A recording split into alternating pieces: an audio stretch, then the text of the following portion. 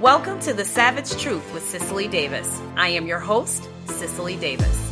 We are 6 months away from the most consequential election in the history of our country. Now, I know that's been said before. You've heard it before. Maybe you even said it yourself, but I think it's not hyperbole. It's not. That feels savagely truthful right now as we look at the state of our country. Our traditions are being erased, diminished, actually. Our history slandered, our infrastructure vandalized, and our amendments ignored. We are in serious times, folks. Scary times. More than challenged. We are indeed in a spiritual battle, and we need to show up and ensure that we win. Hello, America, and welcome back to another episode of The Savage Truth. I'm Cicely and appreciate you tuning in. Hope you all had a great Mother's Day out there. Hope yours, I don't know if yours matched mine. Mine was the best ever. I love being a mommy. Thank you, ladies who are mothers, having birthed the world. You absolutely deserved a great day. As always, please like, share, subscribe, and leave a positive review on Apple Podcasts, Spotify, and YouTube. And let's get it. Now, I have some disturbing and bad news to start out with. I hate to start you out this way, but I have to, it's my job to let you know what's going on, and especially in my state. Ilhan Omar won the endorsement of the DFL party in her re-election bid for Minnesota's 5th Congressional District in a first-round ballot bout. The backing unlocks resources from the state party ahead of the August primary race. She won the endorsement over former Minneapolis City Council member Don Samuels, whom she defeated by just two percentage points in 2022. During a question and answer portion of the convention, Omar was asked about the war in Gaza, which she referred to, as no surprise, as genocide. Now, as you all know, I live here in Minnesota's 5th Congressional District. I opposed her in the last election. I want you to get a glimpse of Minnesota's 5th District and how crazy it is, how the people are absolutely insane. But I want you to truly understand the thinking of the 5th that dominates the district. So she's asked the question about the war in Gaza, and this was her response, and I quote, "There is no way for us as citizens of this country to continue to allow our tax dollars to pay for the bombs that are destroying a civilian population." And to that, unfortunately and disgustingly, she received loud cheers and jeers from the audience. Republican Congressman Don Bacon of Nebraska introduced a resolution to censor Omar for referring to some Jewish university students as pro-genocide. Samuel says he plans to stay in the race in the strongly Democratic district, Minnesota 5, in which I live in the heart of Minneapolis, as you know. Some things to note here. While Samuel argues that Omar's rhetoric is too divisive for the district, he calls the censure motion for Representative Bacon simply politics. Simply politics. In response to the same question, Samuels called for a war. He called for the war a quote-unquote fraught and very complex situation. It's not that complex, okay? Let's get that clear. This isn't complex. This is anti-Semitism. It is anti-Israel, and it's anti-Jewish people. Period. The end. Having a district where there are so many Jews and so many Muslims, as I'm quoting him, instead of becoming a convener for conversations where the risks are all much lower and the tensions lower in the Middle East itself, she has picked a side. And I say to that, well, at least she has picked a side. It's disgusting and it's disturbing, but at least she has picked a side. So this response from Don Samuels is only letting you know that his plans is to go to D.C. and become yet another average politician, not really answering the question, trying to remain gray on the issue. But again, I tell you, this is a line in the sand. It's a big period, okay? This is anti-Semitism, it is anti-Israel, and it's anti-Jewish people, and it's absolutely disgusting, and it cannot be welcomed. Both Samuels and Omar gave speeches with supporters on stage at South High School in Minneapolis. Samuels received 85 votes, and Omar picked up 133 votes on the very first round. So this was short, quick, and to the point. They're making a point there in the 5th, you guys. They're letting you know we are pro Ilhan. Makes you want to vomit. Okay. Samuels vows to stay in the race, which will be a closely watched Democratic primary race across the country, as it was last time. In the end, neither is good for the 5th. But that is the hub. Excuse me. It's the birthplace, remind you, Minnesota's 5th Congressional District, which is Minneapolis and 14 other western suburbs beyond. It's the birthplace. It's the hub. It's ground zero for defund the police movement. So go figure, it's not to be surprising. I know that all of you who are watching and listening probably say, Cicely, get the heck out of there. Believe me, I'm working on it. I'll keep you posted. Moving on. Now, I'm not much of a drinker.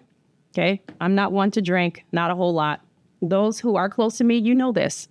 And I'm also a lightweight. But apparently in San Francisco, if you're an alcoholic struggling with the use of alcohol, San Francisco has come up with a remedy. Vodka shots. Vodka on the house. Yes, you heard me right. San Francisco health officials say a program that provides alcohol to homeless alcoholics prevents the city's most vulnerable from using emergency services. Yes, you heard me right, but I will repeat it. Okay, the city of San Francisco is providing free beer. The city of San Francisco is providing free beer and vodka shots to homeless alcoholics at taxpayers' expense under a little-known pilot program. Now, get this.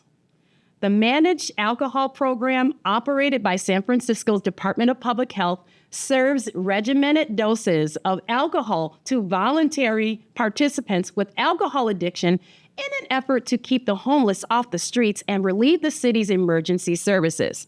Experts say the program can save or extend lives, but critics wonder if the government would be better off funding treatment and sobriety programs instead. Really? You ask that? That's what experts are asking? Okay. When I say, and you say, because you agree with me, and somehow others don't see, I don't know how, that we need to vote this progressive way of thinking and operating and legislating out of in November, this is a perfect example as to what I'm talking about, okay? So apparently this program was established in countries such as Canada and Australia. Canada, that should be a warning right there, okay? If it's successful under Trudeau, we shouldn't want it. Australia is a continent, by the way. But supposedly, the California Healthcare Foundation explained the program in 2020 when they first introduced it as a pilot as a managed alcohol program. Now, usually administered by a nurse and trained support staff in a facility such as homeless shelter or a transitional or permanent home, and is one method, as they say, to minimize harm for those with alcohol use disorder. Now, again, this is also for voluntary participants. Now, Rick, I have a question for you. Yep. If I'm addicted to alcohol and you were running the program that was giving out shots, how much convincing do you think you would have to get me to be a willing participant?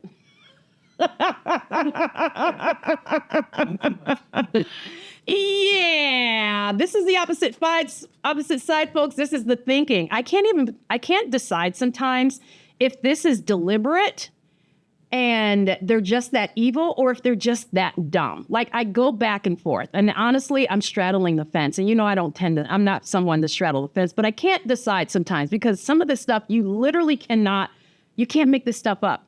I mean, is this for real? Listen to what one of the spokespersons of this program said.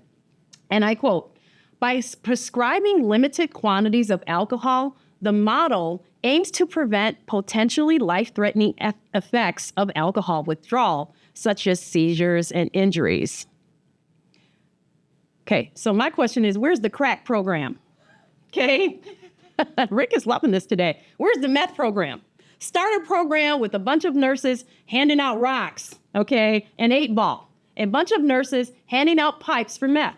and cooking it for them. I mean, this is where we are today, folks. Seriously. I mean, we're laughing, but the truth is this is sad. This is scary. And this is where we're headed if we don't make the right decision come November and vote right and actually get beyond personalities. And so we can get this country back on the right train here. This is donkey land and laws. This is how they solve problems, how they resolve social and health issues. This is how they think to resolve. Okay. So let me get back into it so I don't get carried away. You know how I get. I got to finish this thing. So the San Francisco Managed Alcohol Program, or MAP as referred to, was established during the COVID-19 pandemic to prevent vulnerable homeless people who were placed in isolation in hotel rooms from suffering from alcohol withdrawal. But the program, which started with 10 beds, has since been expanded into a 20-bed program that operates out of a former hotel in Tenderloin with a $5 million annual budget, as reported by San Francisco Chronicle. 20 beds cost $20 million. What kind of bed is that? Okay, so let's not take that same $5 million. Can we do this? Here's why can't we take that same $5 million, 20 beds, and nurses to foster sobriety through the proven methods of nurse-observed withdrawal? Let's actually give them, in smaller doses, the very thing that they're addicted to. This is crazy. So here's another question, Rick, because, I'm just curious. If I'm an alcoholic and I'm in this program getting nurses to give me what I'm addicted to, okay? So I'm an alcoholic, Rick. Gotcha. I come to you.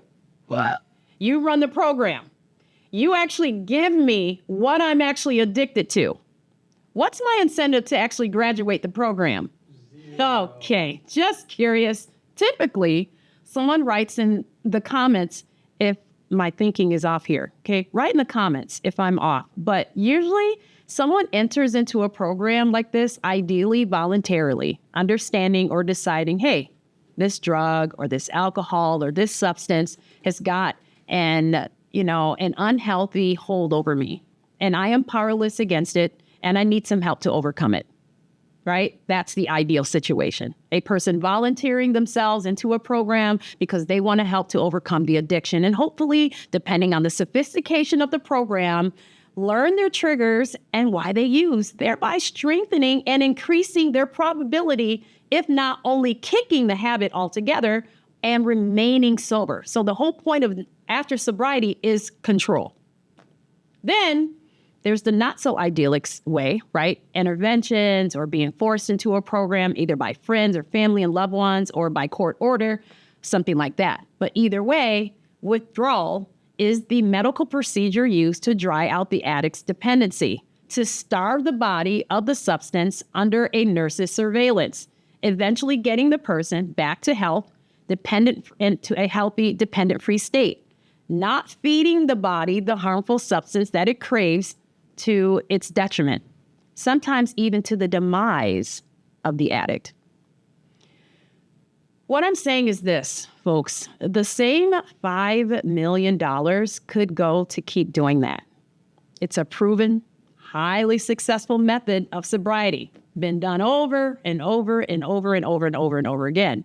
But Rick, you're going to love this because they actually admit that this actually keeps the addicts addicted. Yeah, listen to this. Alice Mugaman, the nurse manager of this MAP program in San Francisco, explained in an October presentation that nurses provide clients with a motel room, 3 meals a day, and enough alcohol to meet their addictive needs, but keeping someone at a safe level of intoxication. What? Somebody please tell me what a safe level of intoxication is. Somebody please. I'm talking actually intoxicated, not just alcohol in your system, because like here in Minnesota, anything under 0.08 is considered not an offense. But the key word here is intoxication. What's a safe level? But here's the scheme down the line on this thing. You see, when the communists, when they have anything to do with anything, you have to understand that most things need to be probed and questioned, right? There's a long run plan at the end of this thing. It's most of the time a smoke screen. So per this program, initial success in stabilizing alcoholic patients prompted health officials to expand the pilot into a long-term program with 10 beds earmarked for the Latinx and indigenous population. And you know, Latinos and Hispanic people hated that term, Latinx, right? They just hated it. While 12 additional beds are supported at the city's traditional sobering center. So who's crossing the border, right? Hispanics, especially from the South. Let me finish this, okay? Let me take this home. Bryce Bridge, a social worker involved with the program, said during the presentation that once a client is identified as having alcohol abuse problems and admitted, they are assessed to determine individual needs. Clients are connected to a primary care doctor, provided resources to secure government identification if they lack Social Security cards or any other documents, and assisted with psychiatric care, wellness activities on site, and other evidence-based treatments. Oh, so they get vodka and beer shots, a primary care doctor, they get government IDs. Oh, so now they have an ID. So they can do what now? Vote. So this Bryce guy continues. We actually, and I quote, we actually connect them to different community-based organizations that assist us with conducting art groups and poetry groups and just kind of help them explore ways that they can express themselves.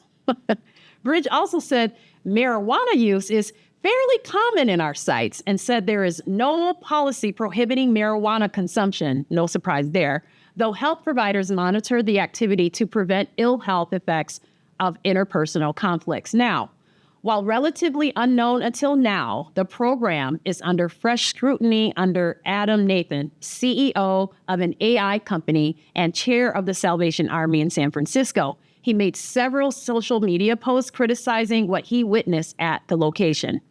And I quote him. Listen to this, guys, because he's telling us what's going on there because he actually visited, okay?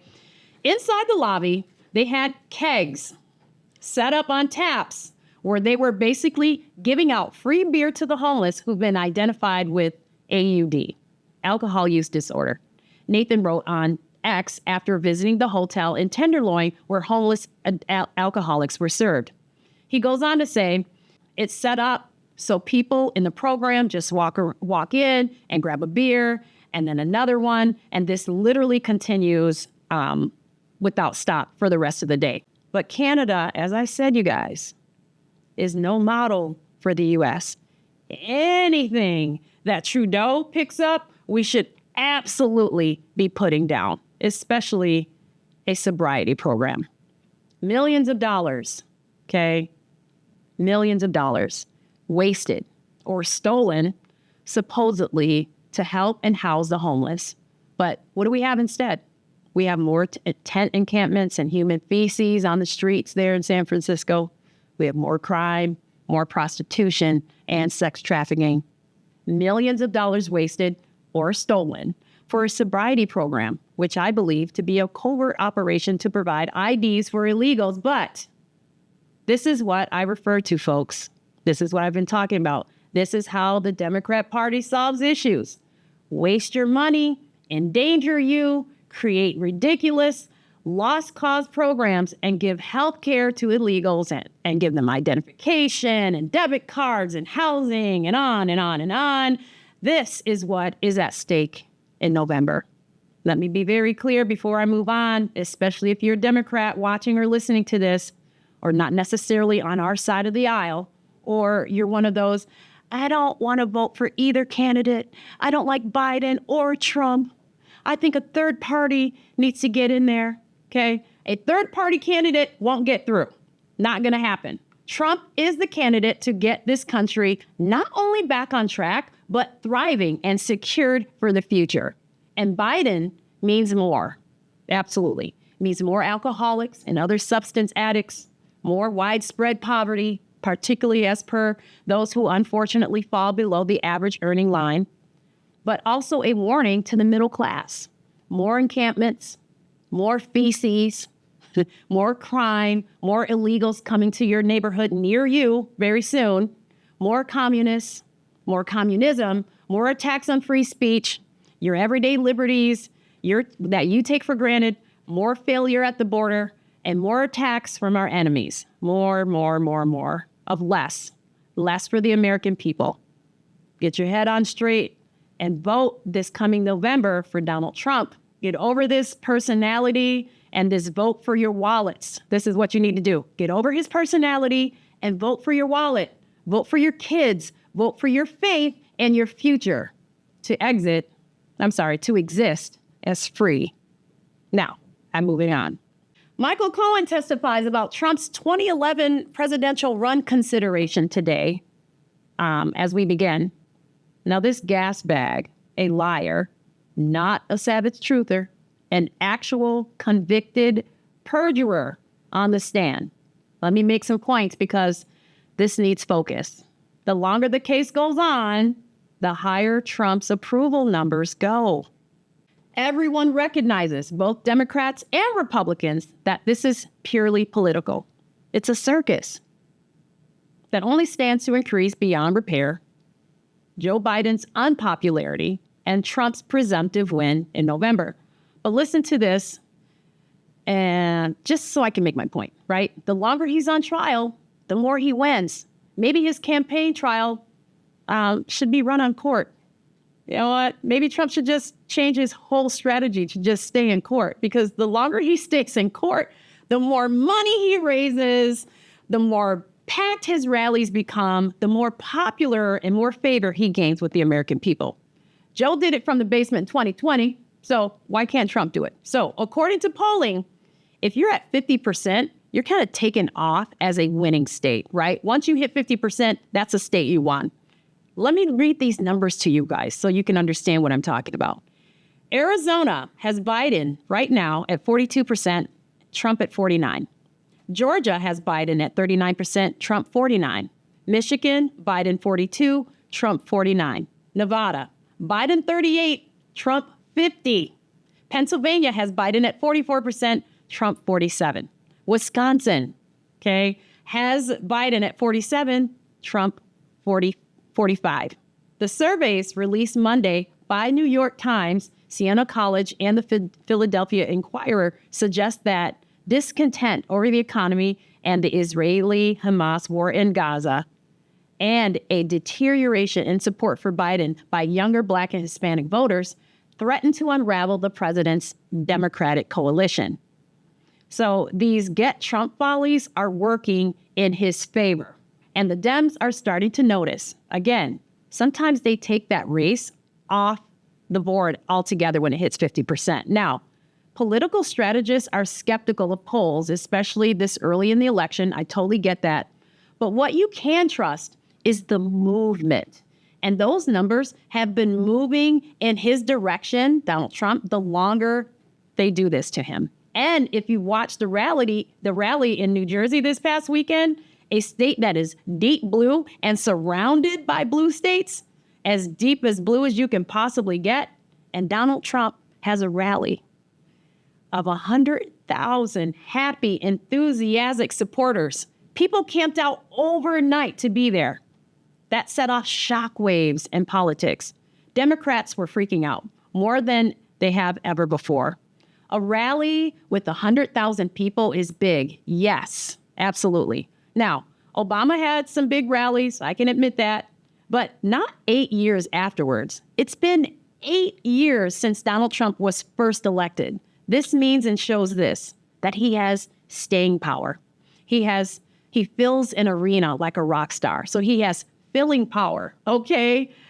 He has rock star power. He is the next level when it comes to politics. And Democrats are terrified of it, and they're terrified of him. They are terrified of facing him in an election, and they are terrified of his influence, and they have no issues to point to or to claim on their own, right? Everything that Joe Biden has touched has absolutely failed disastrously, to the point that he has absolutely no successes to speak of, especially since the last 4 years, rendering them with no other choice but to continue with these ridiculous antics, which ultimately round out the circle, right? So I'm back at the top of the circle, proving Trump's star power and the people's embrace of him and his policies.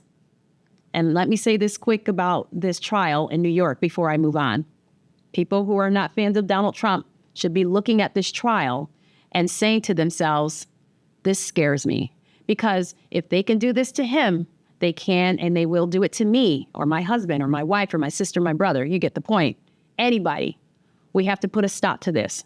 And lastly, about this Judge Merchan, I wouldn't be surprised if someone in the Trump camp team, maybe someone doesn't file complaints with the Committee on Judicial Conduct, complaining about the fact that he should have recused himself, complain about how he has handled himself. And if that is happening, hopefully this judge will get a knock on his door or a notice, an investigation to get out and on the way to the appellate level if we actually get there. Because if you've noticed, the judge has kind of tempered himself, and we're all kind of noticing that. He knows his behavior has been, at the very least, questionable and outside of the law. And now, all of a sudden, he directs Michael Cohen to zip it on Trump, especially his attacks and disparaging comments on TikTok videos. But I say, too little, too late. Although the Trump team calls this a win, and I agree. The objective is clear here, folks, to keep Trump in court, off the campaign trail where he can't have rallies in New Jersey of 100,000 people or run off after court to the heart of Harlem and get praised by people in the streets.